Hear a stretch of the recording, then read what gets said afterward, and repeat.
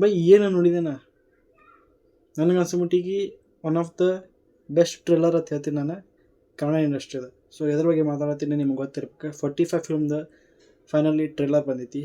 ಈ film 15th ಆಗಸ್ಟಿಗೆ release ಆಗಬೇಕಿತ್ತು, ಆದರೆ ಏನೋ ಒಂದು ಕಾರಣಾಂತರದಿಂದ CGI VFX ಡಿಲೇ ಮಾಡ್ಕೋತ ಈಗ 25th ಡಿಸೆಂಬರಿಗೆ ಬರಾಕತ್ತೈತಿ.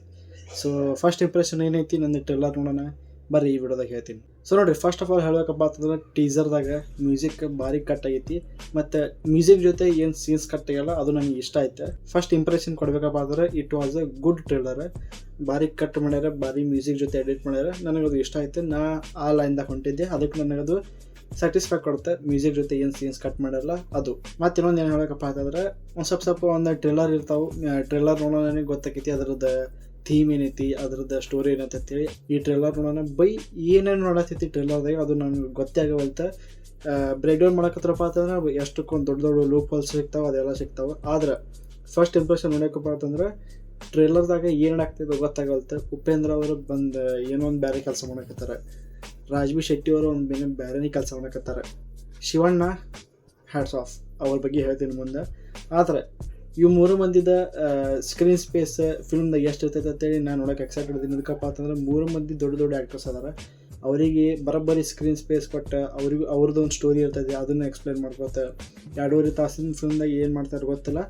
ಆದರೆ ಕ್ಯಾರೆಕ್ಟರ್ಸ್ ನನಗೆ ಈ ಫಿಲ್ಮ್ದ ಇಷ್ಟ ಆದರೆ ಟ್ರೇಲರ್ ನೋಡೋಣ ಹೇಳ್ತೀನಿ. ಉಪೇಂದ್ರ ಅವ್ರದ್ದು ಒಂದು ವೈಲ್ಡ್ ಕ್ಯಾರೆಕ್ಟರ್ ಐತಿ, ಸ್ವಲ್ಪ ಬೇರೆ ಲುಕ್ದಾಗ ಅದಾರ ಇವ್ರು, ಮತ್ತು ಬೇರೆ ಒಂದು ಸ್ಟೈಲ್ದಾಗ ಅದಾರ. ಮತ್ತು ರಾಜ್ಬಿ ಶೆಟ್ಟಿ ಅವ್ರದ್ದು ಬರೀ ಟೆನ್ಷನ್ದಾಗೆ ಅದಾರ ನಂಗೆ ಅನ್ಸುಮಟ್ಟಿಗೆ ಈ ಟ್ರೇಲರ್ದಾಗೆ ಮತ್ತು ಈ ಫಿಲ್ಮ್ದಾಗ.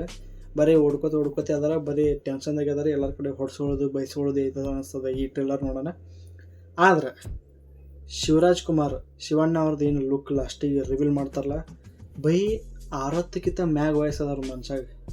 ಈ ಟೈಪ್ ಆಫ್ ಕ್ಯಾರೆಕ್ಟರ್ಸ್ ಏನು ಪ್ಲೇ ಮಾಡತ್ತಾರಲ್ಲ ಅವ್ರ ಹ್ಯಾಟ್ಸ್ ಆಫ್ ಹೇಳ್ತೀನಿ. ಎದಕ್ಕಪ್ಪ ಅಂತಂದ್ರೆ 60 ಎಷ್ಟೊಂದು ಮಂದಿ ರಿಟೈರ್ ಆಗಿ ಸಣ್ಣ ರೂಲ್ಸ್ ಮಾಡ್ತಾರೆ, ಆದ್ರೆ ಇವ್ರು 60 ಮ್ಯಾಗ ಈ ಟೈಪ್ ಆಫ್ ರೂಲ್ಸ್ ಹೊಸ ರೂಲ್ಸ್ ಟ್ರೈ ಮಾಡಕತ್ತಾರೆ. ಯಾವಾಗ ನನಗೆ ಭಾಳ ಇಷ್ಟ. ಮತ್ತು ಇದೊಂದೇ ಫಿಲ್ಮ್ ಅಲ್ಲ ಬೈ, ಇನ್ನೂ 10ರಿಂದ 15 ಫಿಲ್ಮ್ ಅವರು ಲೈನಪ್ ಅದಾವು. ಒಟ್ಟದಾಗೂ ಒಂದು ಬೇರೆ ಕ್ಯಾರೆಕ್ಟರ್ ಅದಾವು. ಈ ಮನುಷ್ಯ ಏನು ಮಾಡಕತ್ತಾನ ಗೊತ್ತಿಲ್ಲ, ಆದ್ರೆ ಕನ್ನಡ ಇಂಡಸ್ಟ್ರಿಗೆ ಬೆಸ್ಟ್ ಹತ್ತೈತಿ ಶಿವಣ್ಣ ಅವರು.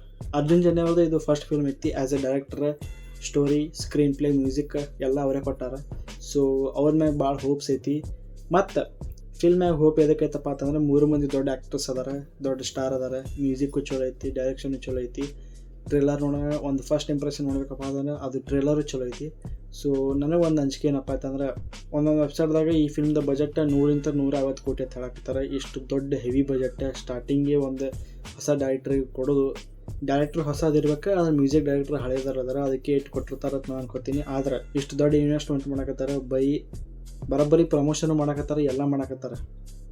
ಒಂದೇ ಫಿಲ್ಮ್ ಓಡಿಲ್ಲಪ್ಪ ಅಂತಂದ್ರೆ ಫಿಲ್ಮ್ ಹೆಂಗೈತಿ ಅದ್ರ ಮೇಲೆ ಡಿಪೆಂಡ್. ಕರೆ ಫಿಲ್ಮ್ ಚಲೋ ಇತ್ತು ಆದರೂ ಓಡಲಿಲ್ಲಪ್ಪ ಅಂತಂದ್ರೆ ನನಗೆ ಪರ್ಸನಲಿ ಭಾಳ ಹರ್ಟ್ ಆಕೈತಿ. ಆದ್ರೆ ಫಿಲ್ಮ್ ಚಲೋ ಇಲ್ಲ ಆದರೂ ಓಡಾಕ್ತಿತ್ತಪ್ಪ ಅಂತಂದ್ರೆ ಅದು ನನಗೆ ಶಿಟ್ ಬರ್ತದೆ ಮಾರ್ಕೆಟ್.